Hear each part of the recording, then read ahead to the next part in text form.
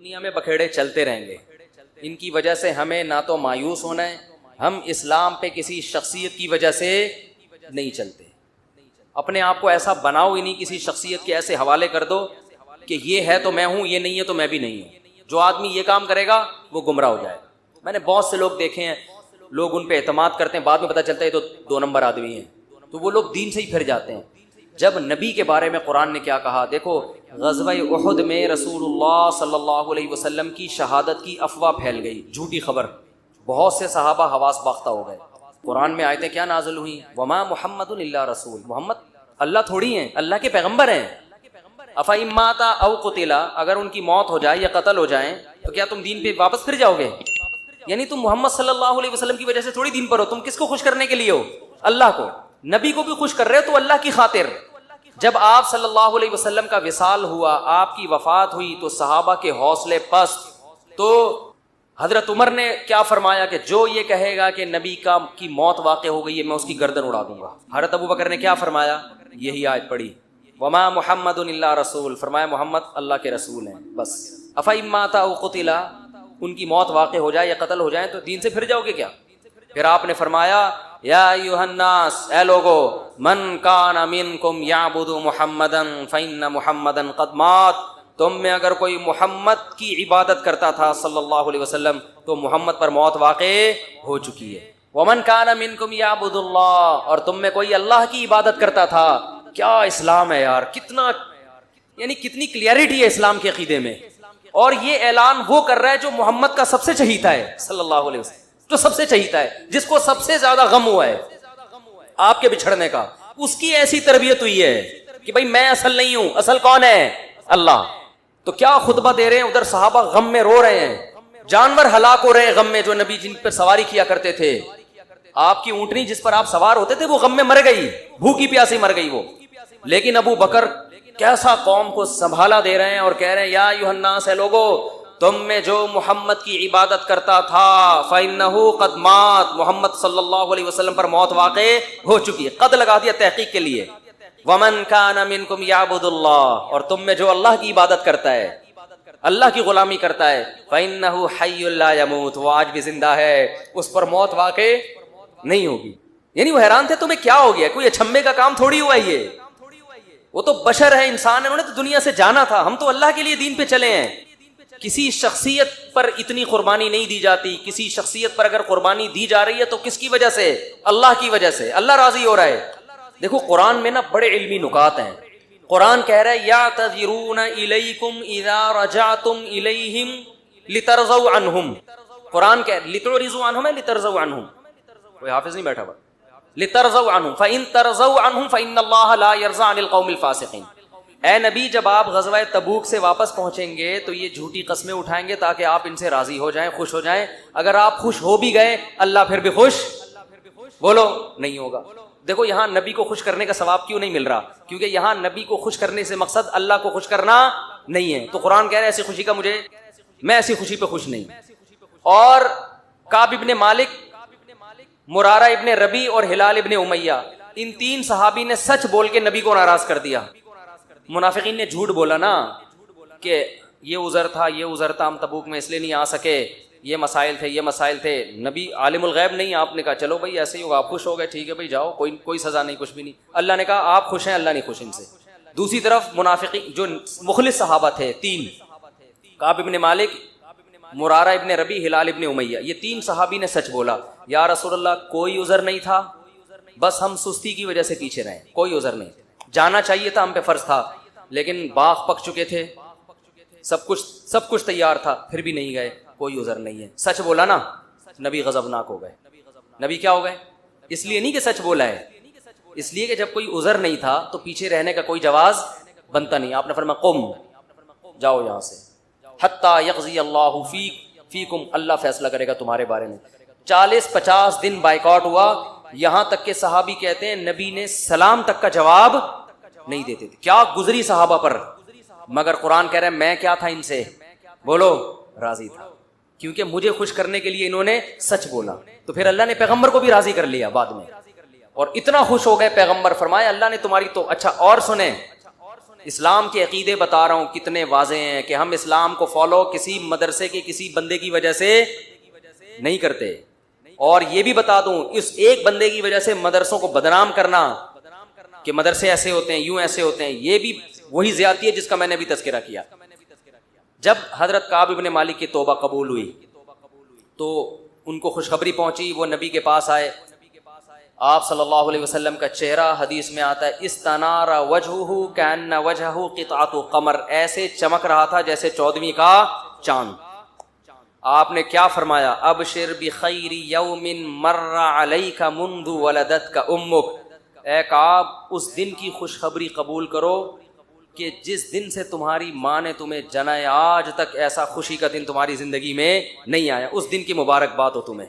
حضرت کعب مالک نے کیا کہا, امن کا ام من عند اللہ, یہ خوشخبری آپ کی طرف سے یا اللہ کی طرف سے؟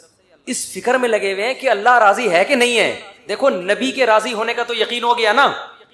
ارے جب نبی کا چہرہ 14ویں رات کی طرح چمکتا ہوا دیکھ لیا, نبی مبارکباد بھی دے رہے ہیں کہ خوشخبری ہو اور سب معاف, بس اب میں راضی, اب میں خوش, تو کعب بن مالک کو فکر کیا لگی ہوئی ہے, نہ یا رسول اللہ ذرا کلیئر کریں, بات صاف بتائیں, یہ خوشخبری اللہ کی طرف سے ہے یا نہیں, اللہ بھی راضی ہوا ہے کہ نہیں ہوا؟ فرمایا لا بل من عند اللہ, نہ میری طرف سے نہیں, کس کی طرف سے؟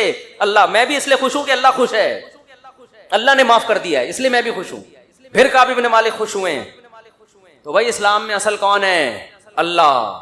تبھی علماء کہتے ہیں کسی سے تنہائیوں میں گناہ ہوا ہو بالفرض, اللہ نہ کرے, اور اس نے توبہ کر لی, پھر لوگوں کو پتہ چل گیا, لوگ تانے دے رہے بے تو ویسا تھا, ان تانوں کی پرواہ بولو مت, بولے نہ تمہارا جرم کیا اور نہ ہمیں تم سے معافی مانگنے کی ضرورت, جس سے کیا ہے وہ جانتا ہے. لوگوں کو لفٹ کرایا کرو زیادہ, کیونکہ لوگ اس چیز کو مسلط کر لیتے ہیں. ہمارے حضرت کے پاس ایک بندے کا فون آیا لندن سے, کہتا ہے یار میں نے گناہ کیا تھا, پکڑا گیا, کہہ رہے اب میں نے توبہ کر لی, رو رو کے گڑ گڑا کے اتنی معافیاں مانگی کہ اللہ نے بھی دل میں سکون ڈال دیا کہ میں نے تجھے معاف کر دیا, کہ لیکن پبلک معاف کرنے کے لیے تیار نہیں. پبلک جب بھی گزر کرے ہے نا وہی, پبلک کا دل تو چھوٹا ہوتا ہے نا, پبلک کا دل کیا ہوتا ہے, تو ایسی صورت میں پبلک کو زیادہ لفٹ نہیں کرائے. بولے جاؤ تمہاری ایسی کی تیسی, ہم جانے اللہ جانے تو کون ہوتا ہے بھائی میرے کو. اور قرآن کے الفاظ دیکھو یار, وَمَن يَعْمَلْ سُوءًا أَوْ يَظْلِمْ نَفْسَهُ ثُمَّ يَسْتَغْفِرِ اللَّهَ يَجِدِ اللَّهَ غَفُورًا رَحِيمًا. ایسے وجد والی آیتیں ہیں. فرمایا جو بھی گناہ کرے گا, اپنی جان پہ ظلم کرے گا, ظلم ہو گیا, گناہ ہو گیا, شیطان نے بہکا دیا اس کو, غلط ہو گیا اس سے, حقوق العباد سے اس کا تعلق نہیں ہے, کیونکہ حقوق العباد میں پھر اس بندے سے بھی معافی مانگنا ضروری. کچھ جرائم ایسے ہیں جو اللہ اور بندے کے آپس کے معاملات. فرمایا پھر اس کو خیال ہوا کہ بھائی خدا تو انتقام لے گا, اور ویسے بھی غیرت کے خلاف ہے, جس نے اتنے احسانات کیے اس کو ناراض کرنا. قرآن کہہ رہا ہے ثم یستغفر اللہ, پھر وہ اللہ سے کیا کرتا ہے. کیا عجیب الفاظ ہیں. اللہ نے یہ نہیں فرمایا غفرہ اللہ, اللہ اسے معاف کر دے گا, نہ یہ انداز نہیں ہے, یہ اللہ اس سے انتقام نہیں لے گا. فرمایا یجید اللہ غفور الرحیم, وہ اللہ کو پائے گا, وہ دیکھے گا کہ اللہ غفور بھی ہے اور رحیم, وہ دیکھے گا اپنی آنکھوں سے. یہ ایسے ہے جیسے ہم کسی کو دعوت دیں کہ آپ ہماری دعوت پہ آؤ, آپ پوچھتے ہیں کیا کیا ملے گا. ایک طریقہ ہوتا ہے آپ بتائیں بھائی بریانی کا انتظام بھی ہے, کباب بھی ہیں, اور اللہ بھلا کرے چکن کا بھی انتظام ہے, اور کڑھائی بھی ہے, 2-4 چیزیں اور بتا دی آپ نے, تو ذہن میں رکھ کر آئے گا ٹھیک ہے بھائی یہ چیزیں. ایک اسٹائل یہ ہوتا ہے وہ کہ بھائی کیا ملے گا, تو آپ اس کو بتائیں جب تم آؤ گے نا تو میری دعوت میں پہنچنے کے بعد تمہیں محسوس ہوگا کہ وسیم بھائی چھوٹے موٹے سیٹھ, تم پالو گے یہ چیز, محسوس کرو گے کہ وسیم بھائی طبیعت کے تنگ, ایسا دسترخوان ہوگا, چھوڑو بریانی کباب, وہ غریبوں والی باتیں ہیں, کیا بریانی, مسالے والی بریانی, اور مفتی صاحب کے بیان سنتے رہتے الٹے, مسالے والی بریانی, چپلی کباب, کوئٹہ کی چائے. ابے بھائی چھوڑو یہ باتیں, یہ تو کہیں کھانچے وانچے میں پڑی ہوئی ہوگی. یجید تم پاؤ گے, مجھے محسوس کرو گے کہ یہ چھوٹا موٹا سیٹ نہیں ہے. دسترخوان دیکھ کے اندازہ ہو جائے گا بھائی کوئی بہت بڑا آدمی ہے. تو قرآن کے الفاظ کیا ہیں آپ کو پتا ہے؟ جو بڑے لوگوں کی دعوتیں, مولانا طارق جمیل صاحب نے بتایا کویت کے شہزادوں نے ان کی دعوت کی. ایک قرآن کیا کہتا ہے, جو گناہ کرے گا اور توبہ کرے گا یجید اللہ غفور الرحیم. اللہ یہ نہیں فرما رہے کہ اس کو معاف کروں گا, اللہ فرماتے ہیں جیسے کوئی بندہ دعوت پر آئے تو آپ کہو بھائی تم پاؤ گے کہ میں چھوٹا موٹا سیٹ نہیں ہوں. ہاں میں اس پہ واقعہ سنا رہا تھا کہ حضرت مولانا طارق جمیل صاحب ایک دفعہ کویت کے شہزادوں نے ان کی دعوت کی, تو اب وہ کیا تصور دماغ میں لے کے گئے ہوں گے. فرماتے میں حیران ہو گیا, اونٹ کے بچے صحیح پورے روسٹ. آپ کو پتہ ہے اونٹ کے بچہ کسے کہتے ہیں؟ اونٹنی کے جو بچے ہوتے ہیں نا, وہ ذبح کر کے کھال اتار کے کنووں میں پورے روسٹ چاول بھر کے دسترخوان پہ رکھے. بکرے روسٹ تو سنے ہوں گے, اونٹ روسٹ. اب جو شہزادے ہیں ان کے لیے یہ کوئی اتنی بڑی چیز نہیں ہے, ان کی یہ بریانی ہے, ٹھیک ہے نا, ان کی بھی کیا ہے. اب ان سے اگر مولانا طارق جمیل صاحب پوچھیں شہزادوں سے جی آپ کی دعوت ہے کیا کیا ملے گا, تو ان کو غصہ آئے گا نا. او بھائی ان کو غصہ آئے گا نا کہ یار ہم کویت کے شہزادے ہیں, ہماری کرنسی دیکھو, اور ہم یہاں کا تو غریب آدمی اتنا پرتکلف کھانا کھاتا ہے, اور تم شہزادوں سے پوچھ رہے ہو کھانے میں, آپ کو غم ہو رہا ہے کہ پتہ نہیں بریانی ملے گی کہ نہیں ملے گی, پتہ نہیں روٹی ہوگی کہ نہیں ہوگی. تو اگر وہ ان سے پوچھتے تو وہ جواب میں یہ تھوڑی کہتے کہ یہ بھی ہے یہ بھی ہے, وہ کہتے بھائی آ جاؤ پتہ چلے گا شہزادوں نے دعوت کی ہے. آ جاؤ گے تو پتہ کیا چلے گا, پتہ چل جائے گا کہ شہزادہ بھی کوئی نائجیریا کا نہیں, کہاں کا, کویت کا عرب شہزادہ ہے, اس کی دعوت ہے, آپ آئیں. اور ان کو پتہ چل گیا, انہوں نے بیان میں بھی بتا دیا. تو اللہ کا انداز یہی ہے, فرمایا تم سے کتنا بڑا جرم ہو جائے, کتنا بڑا جرم, یہاں تک کہ نبی نے فرمایا کہ اللہ فرماتے ہیں یا عبادی لو بلغت ذنوبک عنان السماء, تم نے گناہ کرتے کرتے کرتے کرتے زمین آسمان کے خلا کو بھر دیا, اتنے گناہ ہو گئے. ثم استغفرونی, پھر ایک دن تمہیں خیال آیا یار یہ غلط ہوا ہے, یہ نہیں ہونا چاہیے تھا, رب کو منانا چاہیے, بالآخر اس کا انجام برا ہے, گناہ کی سزا ملتی ہے. تو آپ نے ہاتھ اٹھا کے اللہ سے معافی, کسی اور کے در پہ نہیں گئے, کسی کی پرواہ بھی نہ کرو کون کیا کہہ رہا ہے, اللہ سے معافی مانگی.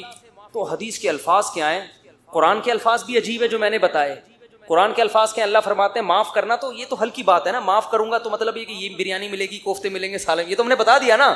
اللہ فرماتے ہیں توبہ کر کے دیکھ تو اللہ کو غفور اور رحیم پائے, غافر نہیں راحم نہیں, غفور مبالغہ ہے. تو اللہ کو محسوس کرے گا کہ تیرا رب چھوٹا موٹا معاف کرنے والا نہیں ہے, رحیم کا مطلب بہت رحم کرنے والا ہے. اور اللہ یہ تجھے دکھائے گا کا مطلب کیا ہے, تیرے دل میں سکون پیدا ہو جائے گا کہ میرے رب نے مجھے معاف کر دیا. یہ توبہ کا پہلا انعام ملتا ہے دنیا میں, معاف بھی کرے گا اور اطمینان بھی دلا دے گا, معاف کر دیا. تعلق, وہ اطمینان کی علامت کیا ہے, اللہ سے جو تعلق ٹوٹا ہوا تھا وہ آپ کو جڑا ہوا محسوس ہوگا. گناہ کی وجہ سے جو دل میں کالک آ گئی تھی, وہ کالک آپ کو ختم ہوتی ہوئی نظر آئی. یہاں تک علماء کہتے ہیں کہ بعض لوگ گناہ کر کے ایسی توبہ کرتے ہیں کہ گناہ سے پہلے جو اللہ کا ان سے تعلق تھا نا, گناہ کے بعد جب توبہ کی تو اس سے زیادہ اچھا تعلق پیدا ہو جاتا ہے ان کا, پہلے سے بھی زیادہ اچھا اللہ کی محبت پیدا ہو جاتی ہے. یہ تو قرآن میں, حدیث میں کیا آتا ہے کہ اگر زمین اور آسمان کے خلا کو تم نے گناہ کر کر کے پر کر دیا, ثم استغفرونی, پھر مجھ سے مغفرت طلب کرو, لغفرت, معاف کروں گا. اتنا کافی تھا نا یہ جملہ, یار نہیں آ رہی سمجھ میں. دیکھو اللہ یہ کہہ دیتے کہ زمین اور آسمان کے خلا کو پر کر دیا, مجھے ناراض کیا ہے نا, پبلک کے پاس جانے کی ضرورت, عیسائیوں میں پادریوں کے پاس جا کے معاف کرواتے ہیں, اتنے پیسے لے لو معاف کر دو. اللہ کہتے ہیں پادری کا کیا بگاڑا ہے تم نے, ناراض مجھے کیا ہے, نماز چھوڑی ہے مجھے ناراض کیا, زنا کیا مجھے ناراض کیا, انٹرنیٹ پر فحش فلمیں دیکھی مجھے ناراض کیا, یہ جو ہو رہے ہیں گناہ آج کل, کچھ بھی کیا مجھے ناراض کیا نا, آؤ میرے سامنے گڑ گڑاؤ. تو اللہ کیا کہتے ہیں, زمین اور آسمان کے خلا کو پر کر دیا, پھر مجھ سے معافی مانگو گے معاف کروں گا. کافی ہے نا, بس کر دیا معاف. آگے اللہ ایک اور جملہ بناتے ہیں, لا ابالی, کسی کی پرواہ. بولو اردو میں لفظ سمجھتے ہو, بڑا لا ابالی قسم کا آدمی ہے, سنا یہ لفظ, ہاں بولنے میں کچھ ٹیکس لگتا ہے. لا ابالی کہتے ہیں نا, یہ عربی کے لفظ سے آیا لا ابالی. لا کا مطلب نہیں, ابالی کا مطلب پرواہ نہیں کرتا میں کسی, جیسے جو آدمی کسی کی پرواہ نہیں کریں گے بڑا لا ابالی سا آدمی ہے. تو اللہ کیا کہتے ہیں, لا ابالی, معاف کروں گا کسی کی پرواہ نہیں. کیا مطلب, یہ جملہ لگانے کی کیا ضرورت تھی؟ جملہ اس لیے لگایا جا رہا ہے کہ بہت سے نیک لوگوں کو اعتراض ہو سکتا ہے, اے اللہ اتنے سارے گناہ سیکنڈوں میں معاف, یہ بات ہماری کھوپڑی میں بولو نہیں, کچھ تو تھوڑی سی ہوتی.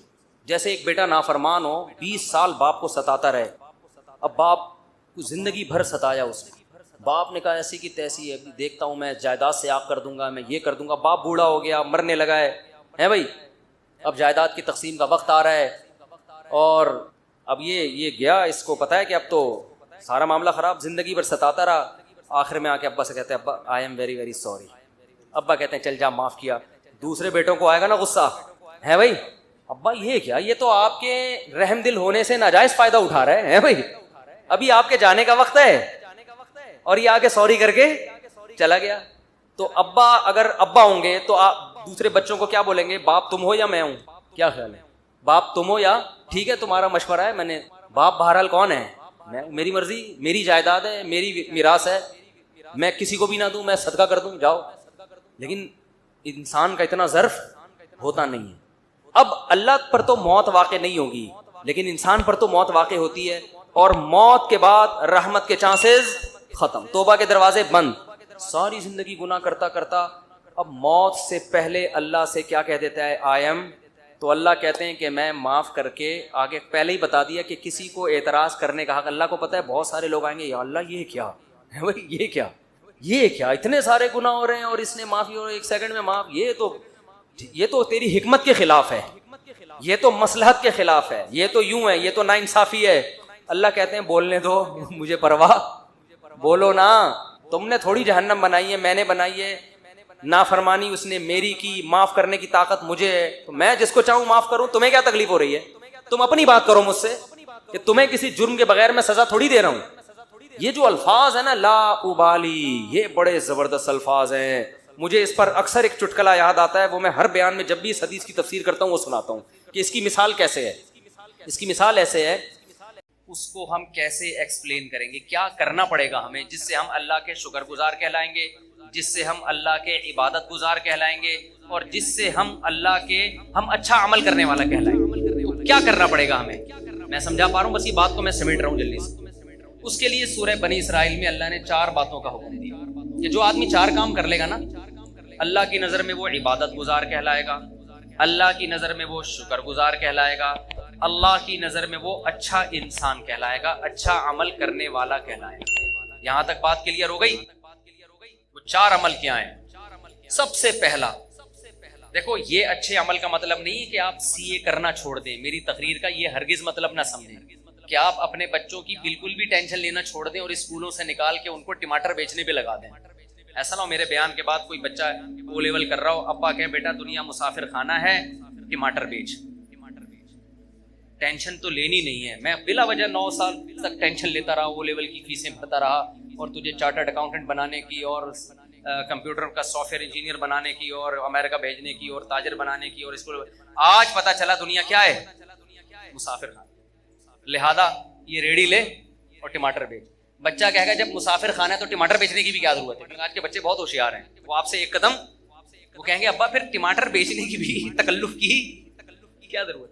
بیٹھ جاتے ہیں کسی درگاہ پہ جا کے, کچھ نہ کچھ لنگر بٹ رہا ہوتا ہے نا, تو ہمیں بھی مل جائے گا, مسافر خانہ ہے نا.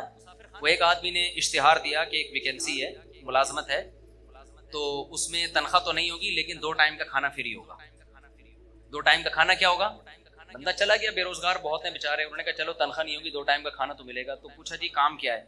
اس نے کہا داتا دربار سے جا کے نا لنگر بٹ رہا ہوتا ہے, 2 بریانی کی شاپریں لے کر آنی ہے, ایک خود کھائے گا ایک میں کھاؤں گا. لنگر بٹ رہا ہوتا ہے, 2 بریانی کی شاپریں, 2 صبح اور 2 رات, تو ایک تو کھائے گا ایک میں کھاؤں گا. 2 وقت کا کھانا کیا ہو گیا. اس نے کہا میں خود ہی وہیں جا کے نہیں کھا لوں پھر بیٹھ کے. مائنڈ ہے, یہ ہے بزنس مائنڈ. اس کو یوٹیوبرز کیا کہتے ہیں آج کل نا, یوٹیوب پہ یہ بزنس کے, اور ایک مہینے میں 1 کروڑ روپے کمائیں, 1 لاکھ روپے کمائیں, آدمی ایک دم اٹریکٹ ہوتا ہے یار.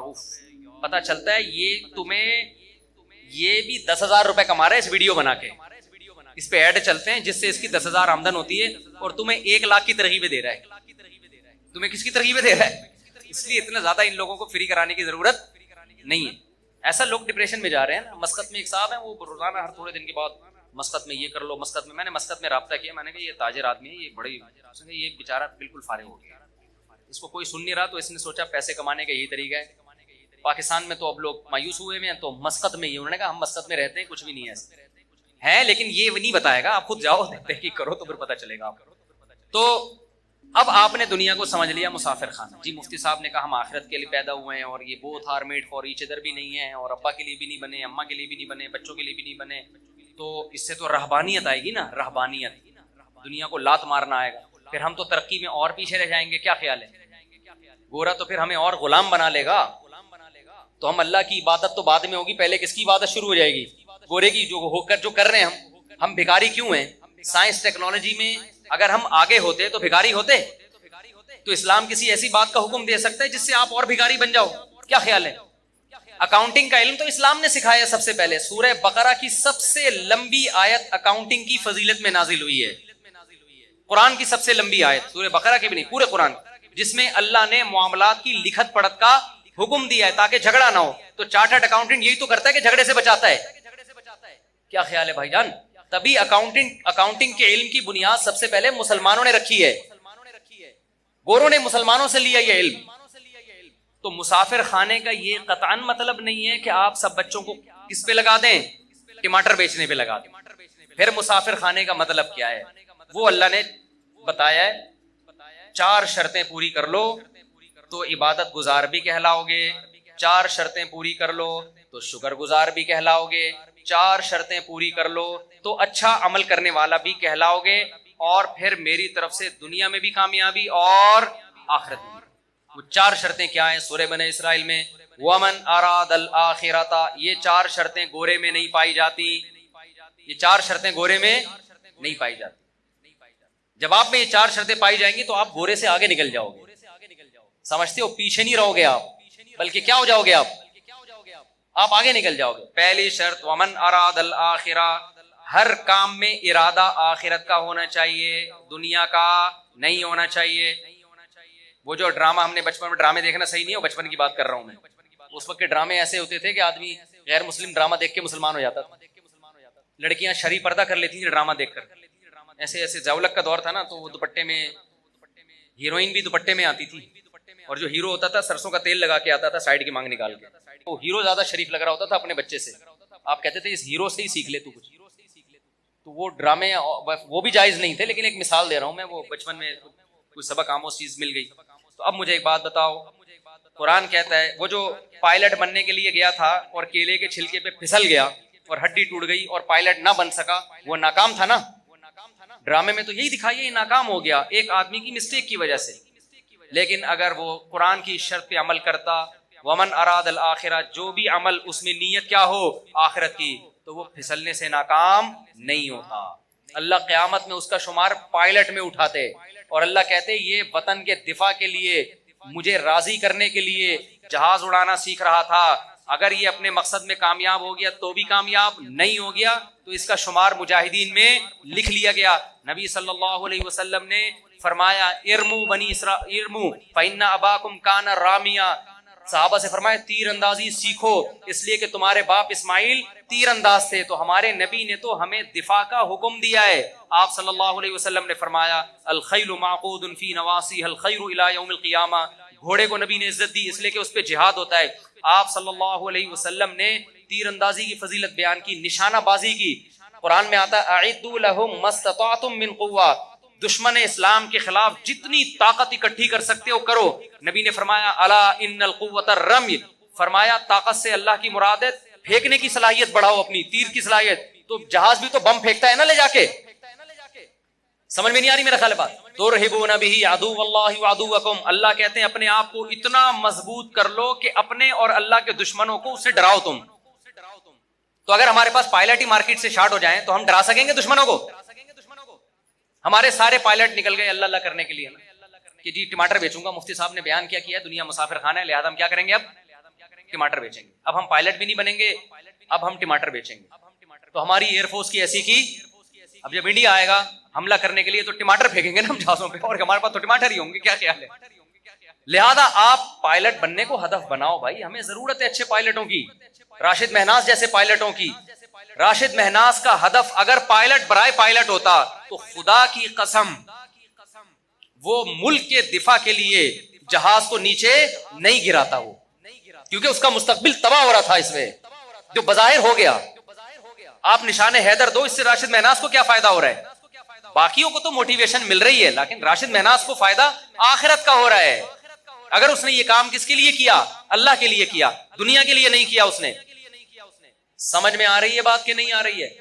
یہی وجہ ہے کہ کافر میں اتنی ہمت نہیں ہوتی کہ دوسرا کوئی جاسوس اس کے جہاز میں گھس جائے اور وہ جہاز کو نیچے کی طرف موڑ دے. وہ کہے گا میں نے جس مقصد کے لیے پائلٹ بنا ہوں, میں نے اگر اپنے آپ کو مارنا ہی ہے تو میرا تو فیوچر تباہ, مجھے ریٹائرمنٹ پہ کیا ملے گا؟ یا تو کوئی سرفرا یہ کام کرے گا, یا پھر وہ یہ کام کرے گا جس کے نظر میں کیا ہے, بولو, آخرت. تو آپ بچوں کو پائلٹ بھی بناؤ بھائی, آپ چارٹرڈ اکاؤنٹنٹ بھی بناؤ, تاکہ دھاندلی نہ ہو ملک کے اندر, تاکہ لوگ ایک دوسرے کا مال غلط حساب و کتاب کر کے کھائیں نہیں. تو پہلی شرط اللہ نے کیا بیان کی؟ میں جلدی جلدی بات کو سمیٹتا ہوں. ومن اراد الاخرہ, جو کام بھی کرنا ہے نیت کیا کرنی ہے؟ آخرت, اور اچھے سے اچھا کرنا ہے. سوال پیدا ہوتا ہے نا, کوئی کہے گا بھائی پھر ٹماٹر بیچنے میں بھی تو آخرت کی نیت ہو سکتی ہے. یقیناً ہو سکتی ہے. نبی نے فرمایا ایماندار تاجر قیامت کے دن پیغمبروں کے ساتھ. اگر کوئی ٹماٹر بیچ رہا ہے اس نیت کے ساتھ کہ میں لوگوں کے سامنے بھیک نہ پھیلاؤں, تو اللہ کی قسم ٹماٹر بیچنے کا بھی اس کو ثواب, بولو, ملے گا. نیت کیا ہے؟ آخرت. پھر وہ 2 نمبری نہیں کرے گا ٹماٹر بیچنے میں. پھر وہ ایسا نہیں ہوگا کہ ٹماٹر کی پیٹی میں اوپر اچھے اچھے اندر سڑے ہوئے, وہ یہ گڑبڑ نہیں کرے گا. لیکن پھر آپ کو موٹیویشن کیسے ملے گی؟ اس کے لیے نبی نے فرمایا المؤمن القوی خیر من المؤمن الضعیف. طاقتور مومن اللہ کو کمزور مومن سے زیادہ محبوب. تو طاقت جسمانی بھی ہو سکتی ہے, سائنس اور ٹیکنالوجی کی قوت بھی. طاقت کی ڈیفینیشن یہ ہے کہ آپ وہ کچھ کر سکتے ہو جو دوسرا نہیں کر سکتا. تو آپ جب کسی اچھی پوسٹ پہ جاتے ہو تو آپ وہ کچھ کر سکتے ہو جو ایک عام آدمی رکشہ چلانے والا اور ٹماٹر والا نہیں کر سکتا. تو آپ اس نیت سے حکومت کی لگام اپنے ہاتھ میں لینے کی کوشش کرو. آپ اس نیت سے ترقی کی کوشش کرو کہ میں پاورفل مسلمان بننا چاہتا ہوں, اور ہمارے نبی کو پاورفل مسلمان وہ کمزور اور ضعیف مسلمان سے زیادہ محبوب ہے. اور نبی نے فرمایا مجھے نہیں بلکہ کس کو محبوب ہے؟ اللہ کو زیادہ محبوب. بات آ رہی ہے سمجھ میں؟ دوسری شرط قرآن نے کیا بیان کی ہے؟ من اراد الاخرۃ وسعى لها سعیا. تو آپ جو کام بھی کر رہے ہو کس کے لیے کرنا ہے؟ آپ نے آخرت. دوسری کوشش وسعى, کوشش بھی کرے. صرف نیت کافی؟ آپ نے بیٹھ گئے کہ جی آخرت ملتی ہے محنت کرنے سے, اچھا یعنی طاقتور بنوں گا میں جناب بیوروکریسی میں جاؤں گا, میں اچھا تاجر بنوں گا, پیسہ کماؤں گا تاکہ مسلمان مضبوط ہوں, میں سائنس اور ٹیکنالوجی کے میدان میں ترقی کروں گا. صرف کس کے لیے؟ اللہ کے لیے. یا میں ٹماٹر ہی بیچوں گا, تجارت کروں گا, کس کے لیے؟ اللہ کے حکم کو پورا کرنے کے لیے. آخرت نیت ہے میری, تاکہ صدقہ کروں, بھیک نہ مانگوں. اب کر نہیں رہے آپ, پڑھے ہوئے امتحان آ رہے ہیں, پڑھے ہوئے آپ. جیسے ہمارے کراچی میں لوگ کیا کر رہے ہیں؟ پڑھے ہوئے ہیں نا, کیا خیال ہے؟ ہل ہی نہیں رہے آپ. تو اس کا مطلب آپ نے آخرت کی نیت تو کی ہے, وسعا کا مطلب کوشش, بولو, نہیں کیا آپ نے. تو آپ کا شمار کامیاب لوگوں میں نہیں ہوگا. نیتیں کر کے پڑے رہو, ہمت نہ کرو, عمل نہ کرو, پھر کچھ نہیں ملنے والا. اس نیت پہ اجر ملتا ہے جس میں عمل کرنے کی کوشش کرو, عمل ہو نہ سکے, پھر اللہ اجر دے دیتا ہے. جیسے وہ پائلٹ جس نے کوشش کی, بیچارہ کیلے کے چھلکے سے پھسل گیا, اس کی نیت ہوگی تو اجر ملے گا, ورنہ نیت برائے نیت سے کچھ بھی حاصل نہیں ہوتا. عمل بھی کرنا پڑے گا. تیسری شرط اللہ نے بتائی وسعى لها سعيها, کوشش بھی اخفل طریقے سے نہیں کرنی, کوشش وہ والی کرنی ہے جو اللہ نے بتائی ہے. آپ اللہ کو راضی کرنے کے لیے وہ کوشش کرو جو اللہ نے نہیں بتائی, اللہ نہیں مانے گا. آج کتنے ایکٹر ہیں, اداکار ہیں, ناچنے والی فنکارہ ہیں, ان سے پوچھا جاتا ہے کہ آپ کو یہ عزت کیسے ملی؟ کہہ رہے بس اللہ کے لیے ہم نے یعنی یہ تو اللہ کا ہم پہ بڑا فضل ہوا, ہم ڈانس کلب میں گئے, ہم نے وہاں ڈانس سیکھا, اور لوگوں کو انٹرٹین کرنے کا ہم ذریعہ, ملک کی ترقی کا ہم ذریعہ بن رہے ہیں. اور ایکچولی یعنی نیت ہو سکتا ہے وہ بھی آخرت کی کر رہی ہو کہ لوگ خوش ہوں گے, ڈپریشن ختم ہوگی, اور جناب لوگ ایک انٹرٹین ہوں گے, اور ڈپریشن سے نجات ملے گی, اور خوشیاں ملیں گی لوگوں کو ہمارے ناچ گانے دیکھ کر. تو یہ کوشش تو ہے, ہو سکتا ہے آپ کا جذبہ بھی اچھا ہو, مگر یہ کوشش اللہ کی بتائی ہوئی نہیں ہے, بلکہ اللہ کی طرف سے اس کوشش پر کیا ہے؟ پابندی. آپ نے دیکھا ایک آدمی ٹینشن کا مریض ہے, آپ نے چرس کی پڑیا پکڑا دی, اس کو ذرا سٹا لگا تو بالکل ٹھیک ہو جائے گا. ٹھیک ہو بھی گیا, آپ کی نیت بھی اچھی تھی, انسانیت کی خدمت, لیکن اس سٹے پہ آپ کو ثواب بولتے کیوں نہیں ملے.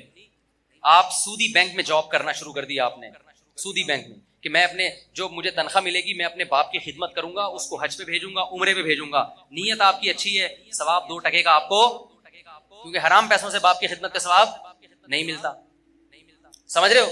آپ نے رشوت لے کے آپ نے کہا مسجد بناؤں گا، میں نے رشوت آج شراب کباب میں اڑا دی، آج مجھے اللہ نے ہدایت دی ہے میں ان رشوت کے پیسوں سے مسجد بناؤں گا، اللہ اس رشوت کے پیسوں سے مسجد کو قبول نہیں کرتے۔ تو کوشش وہ کرنی ہے جو اللہ نے بتائی ہے۔ ربیع الاول میں آپ نے کنٹینر لا کے روڈ بلاک کر دیا اور جھنڈیاں لگا کے آپ ناچ رہے ہیں ہمارے نبی کی جشن آمد رسول، لوگوں کی گاڑیاں پھنس رہی ہیں، لوگ آفس نہیں پہنچ پا رہے، اس کوشش پہ آپ کی نیت اچھی ہو سکتی ہے، ثواب آپ کو نہیں ملے گا، کیونکہ ہمارے نبی تو تہجد کے لیے اٹھتے تھے نا، تو اس کی کوشش کرتے تھے کہ گھر والوں کی آنکھ نہ کھلے گئی، وہ ڈسٹرب نہ ہو، سلام کرتے تھے رات کو اگر گھر میں آ رہے ہیں اتنی آہستہ سے کہ جو سو رہا ہے وہ اٹھے نہیں، جاگ رہا ہے وہ جواب دے دے۔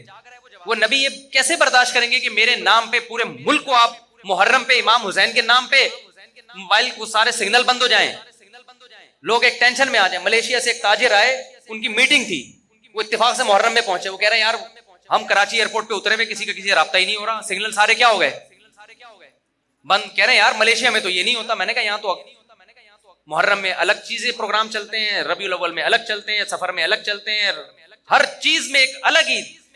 نبی نے فرمایا جو راستے سے تکلیف دہ چیز نہیں اٹھاتا وہ مومن نہیں ہے، تو جو راستے میں کنٹینر پھینک کے روڈ بلاک کرتا ہے وہ کہاں سے مومن ہو گیا؟ ایک کانٹے سے تکلیف زیادہ ہوتی ہے، ایک کنٹینر سے ہوتی ہے۔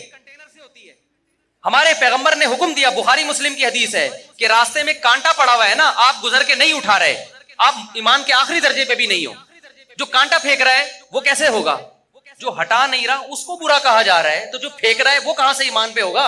اور جو کانٹے سے بڑی چیز کنٹینر، کتنی خواتین جو پریگننٹ ہوتی ہیں جن کو ایمرجنسی ہاسپٹل میں پہنچنا ہے، وہ جلسوں میں ٹریفک میں جام۔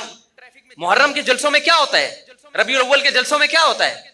مذہب کے نام پہ لوگوں کو اذیت پہنچائی جاتی ہے۔ جب ان سے کہا جائے بھائی کس صحابہ نے ربیع الاول منایا، کسی تابعی نے بنایا، آج بھی حرم میں نہیں منایا جاتا، تو آپ کیوں وہ کر رہے ہو؟ کہہ رہے ہم نبی کی محبت میں کر رہے ہیں۔ آپ یقیناً محبت میں کر رہے ہو، ہم آپ کی نیت پہ شک نہیں کرتے، مگر کر وہ رہے ہو جو آپ کا نفس آپ کو کہہ رہا ہے، اللہ رسول کے بتائے ہوئے طریقے کو آپ فالو نہیں کر رہے۔ تو قرآن نے تیسری شرط بیان کی ہے، کوشش تمہاری گڑھی ہوئی نہیں ہونی چاہیے، کوشش وہ ہونی چاہیے جو میں نے بتائی ہے۔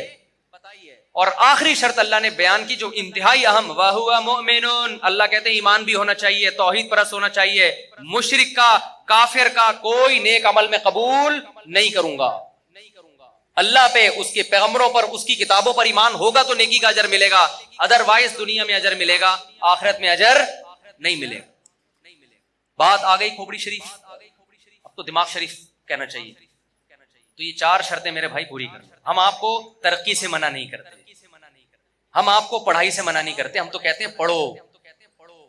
ہمارا تو ان پڑھ ہونا ہی دنیا کی بربادی کا بہت بڑا سبب ہے، لیکن کس کے لیے پڑھو؟ آخرت کے لیے پڑھو، محنت کرو۔ محنت، چار شرطیں آخری ریوائز کر دیتا ہوں۔ نمبر 1، ہر کام میں نیت آخرت۔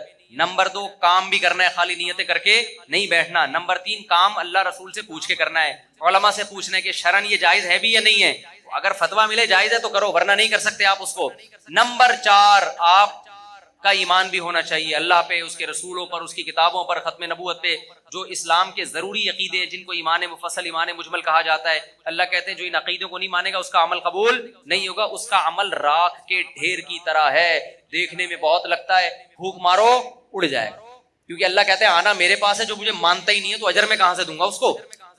لوگ کہتے ہیں نیوٹن نے اتنی خدمت کی انسانیت کی تو کیا وہ بھی جہنم میں جائے گا؟ میں نے کہتا بھائی مجھے نہیں پتا وہ کہاں جائے گا، جنت میں جائے گا یا جہنم میں جائے گا، تو نیوٹن آخرت میں ملے گا تو اس سے پوچھیں گے آج کل کدھر گھوم رہے ہو بھائی تم۔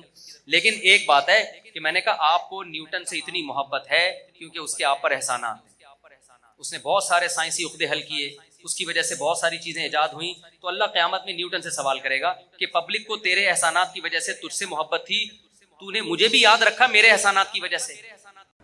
مرارہ ابن ربیع اور ہلال ابن امیہ، ان 3 صحابی نے سچ بول کے نبی کو ناراض کر دیا۔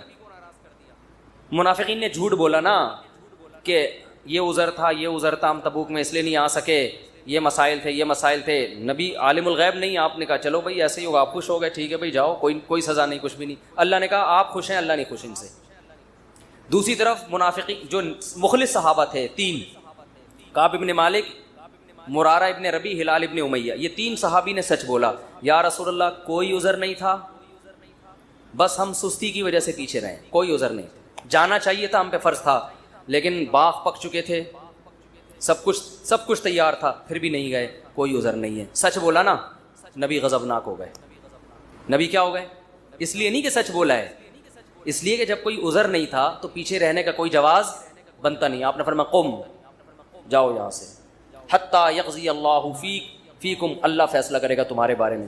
40-50 دن بائیکاٹ ہوا, یہاں تک کہ صحابی کہتے ہیں نبی نے سلام تک کا جواب نہیں دیتے تھے. کیا گزری صحابہ پر, مگر قرآن کہہ رہے ہیں میں کیا تھا ان سے, بولو, راضی تھا, کیونکہ مجھے خوش کرنے کے لیے انہوں نے سچ بولا. تو پھر اللہ نے پیغمبر کو بھی راضی کر لیا بعد میں, اور اتنا خوش ہو گئے پیغمبر, فرمایا اللہ نے تمہاری تو. اچھا اور سنیں, اسلام کے عقیدے بتا رہا ہوں کتنے واضح ہیں کہ ہم اسلام کو فالو کسی مدرسے کے کسی بندے کی وجہ سے نہیں کرتے. اور یہ بھی بتا دوں, اس ایک بندے کی وجہ سے مدرسوں کو بدنام کرنا کہ مدرسے ایسے ہوتے ہیں, یوں ایسے ہوتے ہیں, یہ بھی وہی زیادتی ہے جس کا میں نے بھی تذکرہ کیا.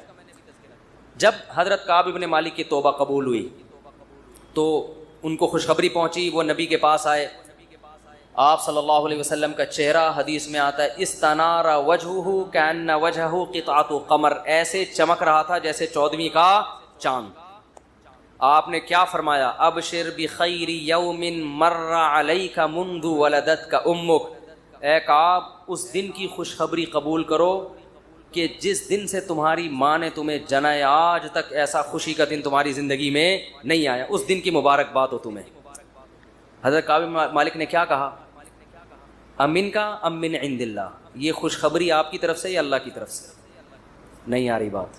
اس فکر میں لگے ہوئے ہیں کہ اللہ راضی ہے کہ نہیں ہے. دیکھو نبی کے راضی ہونے کا تو یقین ہو گیا نا. یہ نہیں سمجھ میں آئے گا, یہ تو آسان کیس نہیں ہے, بہت مشکل کیس ہے. ارے جب نبی کا چہرہ 14ویں رات کی طرح چمکتا ہوا دیکھ لیا, نبی مبارکباد بھی دے رہے ہیں کہ خوشخبری ہو اور سب معاف, بس اب میں راضی, اب میں خوش, تو کعب ابن مالک کو فکر کیا لگی ہوئی ہے, نہ یا رسول اللہ ذرا کلیئر کریں بات, صاف بتائیں یہ خوشخبری اللہ کی طرف سے ہے یا یعنی اللہ بھی راضی ہوا ہے کہ نہیں ہوا؟ فرمایا لا بل من عند اللہ, نہ میری طرف سے نہیں, کس کی طرف سے؟ اللہ. میں بھی اس لیے خوش ہوں کہ اللہ خوش ہے, اللہ نے معاف کر دیا ہے, اس لیے میں بھی خوش ہوں. پھر کعب ابن مالک خوش ہوئے ہیں. تو بھائی اسلام میں اصل کون ہے؟ اللہ. تبھی علماء کہتے ہیں کسی سے تنہائیوں میں گناہ ہوا ہو بالفرض, اللہ نہ کرے, اور اس نے توبہ کر لی, پھر لوگوں کو پتہ چل گیا, لوگ تانے دے رہے بے تو ویسا تھا, ان تانوں کی پرواہ بولو مت, بولے نہ تمہارا جرم کیا اور نہ ہمیں تم سے معافی مانگنے کی ضرورت, جس سے کیا ہے وہ جانتا ہے. لوگوں کو لفٹ کرایا کرو زیادہ, کیونکہ لوگ اس چیز کو مسلط کر لیتے ہیں. ہمارے حضرت کے پاس ایک بندے کا فون آیا لندن سے, کہتا ہے یار میں نے گناہ کیا تھا, پکڑا گیا, کہہ رہے اب میں نے توبہ کر لی, رو کے گڑ گڑا کے اتنی معافیاں مانگی کہ اللہ نے بھی دل میں سکون ڈال دیا کہ میں نے تجھے معاف کر دیا, کہ لیکن پبلک معاف کرنے کے لیے تیار نہیں. پبلک جب بھی گزر کرے ہے نا وہی, تو پبلک کا دل تو چھوٹا ہوتا ہے نا, پبلک کا دل کیا ہوتا ہے, تو ایسی صورت میں پبلک کو زیادہ لفٹ نہیں کرائے. بولے جاؤ تمہاری ایسی کی تیسی, ہم جانے اللہ جانے تو کون ہوتا ہے بھائی میرے کو. اور قرآن کے الفاظ دیکھو یار, وَمَن يَعْمَلْ سُوءًا أَوْ يَظْلِمْ نَفْسَهُ ثُمَّ يَسْتَغْفِرِ اللَّهَ يَجِدِ اللَّهَ غَفُورًا رَحِيمًا. ایسے وجد والی آیتیں ہیں. فرمایا جو بھی گناہ کرے گا, اپنی جان پہ ظلم کرے گا, ظلم ہو گیا, گناہ ہو گیا, شیطان نے بہکا دیا اس کو, غلط ہو گیا اس سے, حقوق العباد سے اس کا تعلق نہیں ہے, کیونکہ حقوق العباد میں پھر اس بندے سے بھی معافی مانگنا ضروری. کچھ جرائم ایسے ہیں جو اللہ اور بندے کے آپس کے معاملات. فرمایا پھر اس کو خیال ہوا کہ بھائی خدا تو انتقام لے گا, اور ویسے بھی غیرت کے خلاف ہے, جس نے اتنے احسانات کیے اس کو ناراض کرنا. قرآن کہہ رہا ہے ثم یستغفر اللہ, پھر وہ اللہ سے کیا کرتا ہے, معافی. کیا عجیب الفاظ ہیں. اللہ نے یہ نہیں فرمایا غفارہ اللہ, اللہ اسے معاف کر دے گا, نہ, یہ انداز نہیں ہے, یہ اللہ اس سے انتقام نہیں لے گا. فرمایا یجید اللہ غفور الرحیم, وہ اللہ کو پائے گا, وہ دیکھے گا کہ اللہ غفور بھی ہے اور رحیم, وہ دیکھے گا اپنی آنکھوں سے. یہ ایسے ہے جیسے ہم کسی کو دعوت دیں کہ آپ ہماری دعوت پہ آؤ, آپ پوچھتے ہیں کیا کیا ملے گا. ایک طریقہ ہوتا ہے آپ بتائیں بھائی بریانی کا انتظام بھی ہے, کباب بھی ہیں, اور اللہ بھلا کرے چکن کا بھی انتظام ہے, اور کڑھائی بھی ہے, 2-4 چیزیں اور بتا دی آپ نے, تو ذہن میں رکھ کر آئے گا ٹھیک ہے بھائی یہ چیزیں ہیں. ایک اسٹائل یہ ہوتا ہے وہ کہ بھائی کیا ملے گا, تو آپ اس کو بتائیں جب تم آؤ گے نا تو میری دعوت میں پہنچنے کے بعد تمہیں محسوس ہوگا کہ وسیم بھائی چھوٹے موٹے سیٹ نہیں ہیں. وسیم بھائی نے دعوت, یہ جی تم پالو گے, یہ چیز محسوس کرو گے کہ وسیم بھائی طبیعت کے تنگ, ایسا دسترخوان ہوگا, چھوڑو بریانی کباب, چھوٹی وہ غریبوں والی باتیں ہیں, کیا بریانی, مسالے والی بریانی, اور مفتی صاحب کے بیان سنتے رہتے الٹے الٹے, مسالے والی بریانی, چپلی کباب, کوئٹہ کی چائے. ابے بھائی چھوڑو یہ باتیں, یہ تو کہیں کھانچے وانچے میں پڑی ہوئی ہوگی, ٹھیک ہے نا. یہ جی تم پاؤ گے, مجھے محسوس کرو گے کہ یہ چھوٹا موٹا سیٹ نہیں ہے. دسترخوان دیکھ کے اندازہ ہو جائے گا بھائی کوئی بہت بڑا آدمی ہے. قرآن کیا کہتا ہے, جو گناہ کرے گا اور توبہ کرے گا یجد اللہ غفور الرحیم. اللہ یہ نہیں فرما رہے کہ اس کو معاف کروں گا, اللہ فرماتے ہیں جیسے کوئی بندہ دعوت پر آئے تو آپ کہو بھائی تم پاؤ گے کہ میں چھوٹا موٹا سیٹ نہیں ہوں. ہاں میں اس پہ واقعہ سنا رہا تھا کہ حضرت مولانا طارق مل صاحب ایک دفعہ کویت کے شہزادوں نے ان کی دعوت کی, تو اب وہ کیا تصور دماغ میں لے کے گئے ہوں گے. فرماتے ہیں میں حیران ہو گیا, اونٹ کے بچے صحیح پورے روسٹ, نہیں آئی سمجھ میں. آپ کو پتہ ہے اونٹ کے بچہ کسے کہتے ہیں؟ اونٹنی کے جو بچے ہوتے ہیں نا وہ ذبح کر کے کھال اتار کے کنووں میں پورے روسٹ چاول بھر کے دسترخوان پہ رکھے. بکرے روسٹ تو سنے ہوں گے, اونٹ روسٹ نہیں سنے ہوں گے. اب جو شہزادے ہیں ان کے لیے یہ کوئی اتنی بڑی چیز نہیں ہے, ان کی یہ بریانی ہے, ٹھیک ہے نا, ان کی بھی کیا ہے. اب ان سے اگر مولانا طارق جبیل صاحب پوچھیں شہزادوں سے جی آپ کی دعوت ہے کیا کیا ملے گا, تو ان کو غصہ آئے گا نا.